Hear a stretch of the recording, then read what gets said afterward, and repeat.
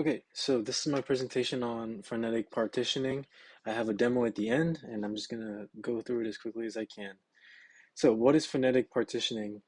Um, it's just a way that we slice a word in order to break it down into the simplest form, and then use those tiny slices to compare to our tree structure and see that, hey, does the phonetic qualities match what we have inside our data set essentially. So we load up our data set and then we test and see if any of the inputs, it can be one input, it can be a whole word, whatever you want, if that one matches up to what we have. So how does it do this? It aligns pre-existing phonetic transcriptions to the actual audio signal that we have in memory.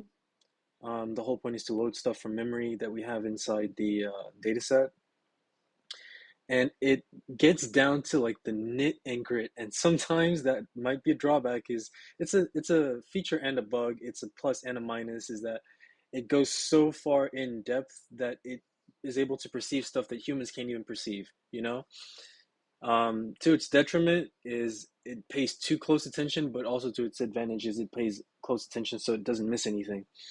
So yeah, my favorite thing about it is it's simple and straightforward to compared to what else we have available out here. Um, Here's a sample of what that looks like. Is we essentially cut each part of the word up, and then we test and see if those parts match up to what we have. Now, why do we need to do this? Well, the main driver behind this project was the fact that most audio transcription software that's available is either for directed speech, or the ones that aren't and allow for indirect speech or indirect speech aren't that good. If you ever have the chance to check out CMU Sphinx, it's really good when you're like speaking to it directly, and it can transcribe anything you say. But as soon as you ask it to do that from a file, man, the stuff that you get is so slow. First of all, it's insane. But mine works within the millisecond when it comes to a word, so it's pretty good. Um, yeah, so my hope was just to alleviate some of that and find something that, because most of the software available is either commercial or something, and you can't really use them without paying for their licenses. So I was like, hey, let me go and make my own, and whether or not I succeed, it doesn't matter as long as I try my best. So that's what this is really all about. So how does it work? First of all, we have to talk about linguistics. Now, each of those slices that I showed you can fall into a category of either a vowel or a consonant. Consonants have very low frequencies, vowels have very high frequencies because there's a lot of energy. Like, for example, versus s. You hear the difference? It's very low energy compared to high energy. So you can tell that the ones that are shaded darker are more likely to have a lot more energy.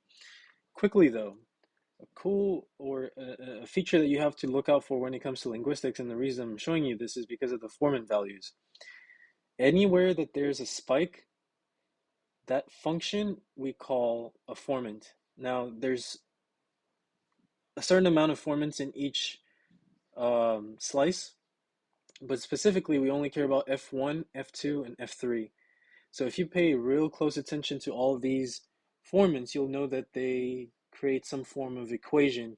Ideally, we would want to compare this equation. Let's say, for example, this ah sound was our input, and we wanted to compare it against to all the others. So we would basically superimpose it on them and then check and see which one has the closest match, and that would be our letter. So once we find the sound that matches, then we go a depth further and find that, hey, what letters are associated with this sound? So that's really it. So again, formant values are the vectors that we use to compare between the input and the existing data. The darkest areas of the spectrogram are formant peaks, and there's lots of signal processing ways to collect that information, but that's not the focus of this project. The focus of the project is, what do you do when you actually get the values, right? So yeah, like I said, ideally we'd like to do that with the input frame based on the equation, but that would involve maybe finding derivatives, and a derivative is only at a certain point. So the way I chose to do it was using mean summation, which is not the most accurate way, but it is a way to do it. So a little bit more about the mean summation. Basically, we're going to collect the three values of the vectors, So all those three, we're going to collect basically every highest point for each foreman. So for example, for foreman 3, we're going to collect every peak here, the darkest area, darkest area, darkest area, darkest area. We add them all up and we divide them by the total number of the darkest areas for that foreman. So let's say there's, and this is frequency and time, by the way. Let's say there are 20,000. That's just a hypothetical. It might not be 20,000. We don't know. But let's just say it's 20,000 going across, and the highest is around, let's say, 2,500. So 2,500 plus 2,500 plus 2,500, all the way up to the 2,000th, 2,500, and then we divide it by 2,000, and then we get a value. So that is our foreman 3. We do the same for foreman 2 and for foreman 1. And we do that also for our inputs. So as soon as we load up my program, what it does is it does that for all the existing sounds that we have. There's over 100 consonants and maybe like 11 vowels. We collect all of them and we put them into a tree structure. Each tree structure has an object called a speech object, and the speech object is the parent or the super of either a vowel, subvowel, consonant, or subconsonant. And essentially, the first depth of our tree is all going to be either consonants or vowels. Um, and then the subs will be subconsonants or subvowels. Now, the subvowels are just letters that are associated with the sound, but the consonants and vowels are the sounds themselves. So that's how that works. Basically, we slice the input interval and compare each to the input of the data set that's inside of the tree. Initially, I wanted to do this with Euclidean distance because something you'll notice, and is a drawback of using the cosine similarity, is that vowels are best determined by F1, whereas consonants are best determined by F3. That's because, like I said, consonants work at a very low frequency, so the highest frequency would be F3. So they're easily determined by their F3, whereas because vowels have high energy, their F1 is their most potent and has the most energy and is very easily to determine. So that's the way I did it, and I had amazing success. It was very accurate, but I wasn't able to split the difference between a vowel and a consonant. So one way looking back that I could have done it is by computing the Euclidean distance between the formant ones of an input and the formant threes of the consonants, right? And then if the Euclidean distance between a consonant, let's say the smallest one, is bigger than that of a vowel, then we know that that input is a vowel, right? But I didn't end up going that way. I ended up going with something better because it encompasses everything. F2, we don't really care about. So let's get into that. Cosine similarity, basically, finding the dot product over the two magnitudes, and we basically compute every single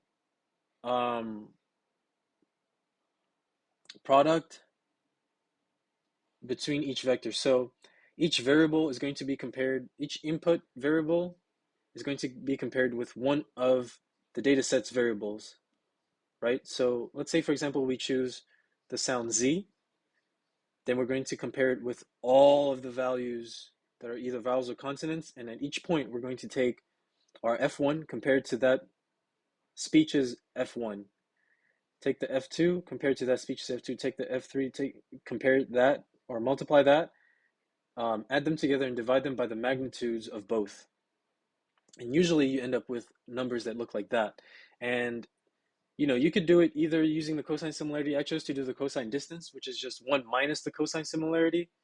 Makes my life so much easier. So then I just look for the minimum. This is another representation of that. Essentially, we're comparing a vector of three variables, F1, F2, F3, over the existing data set. So this would be our input over here to the right, and this is the data set to the left. Essentially, what we're doing, right?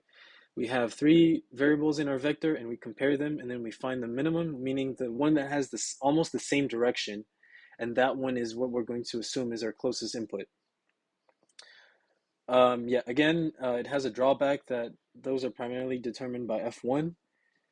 But however, it's a more encompassing, it's an all-encompassing solution and it works okay, you know. There's still a lot of room for improvement, but this is my first time ever doing this, having known nothing about linguistics, so you know, I'm okay with that. Let's talk about the code next. So the implementation is very simple. I have a lot of code that has to do with setting up and making sure that the code actually works. But the code itself is only comprised of 4 or 5 um, files, Python files, as well as the CSV file. And that is pretty much the data set. So essentially, we have a harvest, which is this, and we're using the Pratt library because, again, there's no need to reinvent the wheel. Excuse me. Um, and basically, it does all the signal processing for us and just returns the F1, F2, and F3. And I mentioned in the report, in the research report, that if you wanted to do your own signal processing, you absolutely could. And I actually found a way through my research of doing it, which is very similar to image processing, which involves median filtering. And median filtering, essentially, what it does is it collects all the neighbors of a pixel within a frame. So let's say your frame is 3 by 3, and you have a 9 by 9 picture. So it would start at frame 00, compare that to all of the neighbors surrounding it, find the median, collect all the values, put them in a list, find the median of that list, and then return that and set that pixel to that median. Now, the difference with this algorithm would be instead of the median, it would be the max. So we would collect the max and then set it there. That's how we would find the Foreman values, because Foreman values are essentially the highest levels of energy in a spectrogram. And a spectrogram is essentially the image representation of sound, right? But I didn't want to do all that. I just wanted to focus on the classification of once we actually get the data, because there's a lot of people that have already done stuff like this, including Pratt. There's no need to reinvent the wheel. But yeah, essentially collects the F1, F2, and F3 averages. Next up, we have the binary search tree. It doesn't even use a binary search tree. I just named it that way and never bothered to change it. But essentially, what this does is it collects all the CSV items, and it basically assigns them to either a vowel or a consonant, because all that data is inside the CSV, and it helps debug a lot easier. So basically, it puts all the nodes inside the memory, ready for us to compare once we have an input. And for a great portion of the semester, what I did was I would just compare single vowel, single vowel, single vowel, single consonant, and make sure that those were lined up, and they were, right?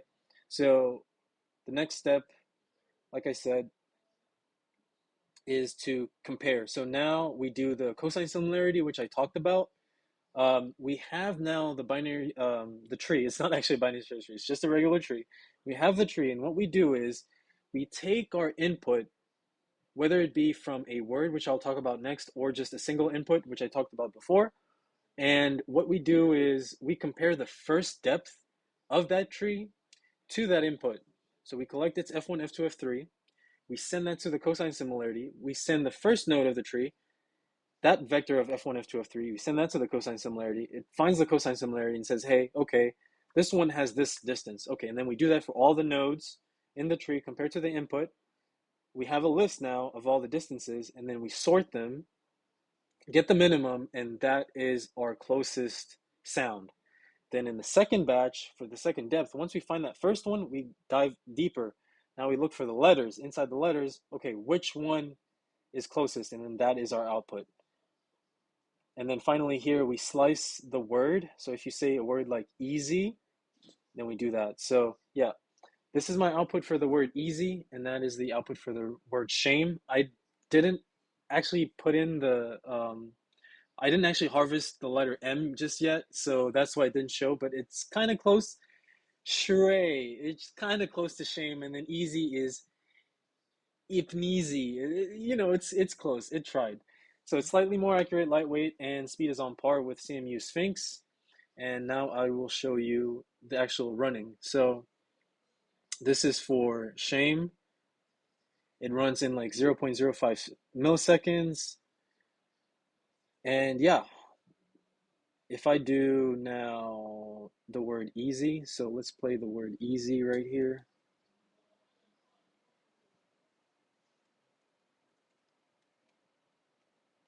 Uh, let's go inside words. So this is easy, right?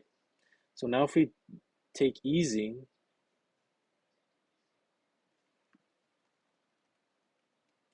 dot wave and we run it, it tries, okay? It gets the E and the Z and the other E. So it's very close, and then the next step would just be to do a sim spell and then collect the nearest word to that. But it all depends on the slice intervals because the higher the slice interval, the less words we actually, the less letters we collect. So yeah, and the minimum we can go to is about 30 milliseconds. So playing around with this, you get all sorts of different results because it results in slightly different intakes. But all in all, it's pretty accurate. Like it does get the correct letters, the correct sounds. It just needs just a little bit more training, and I wish I had more time. But yeah, that's essentially it. Thank you for watching.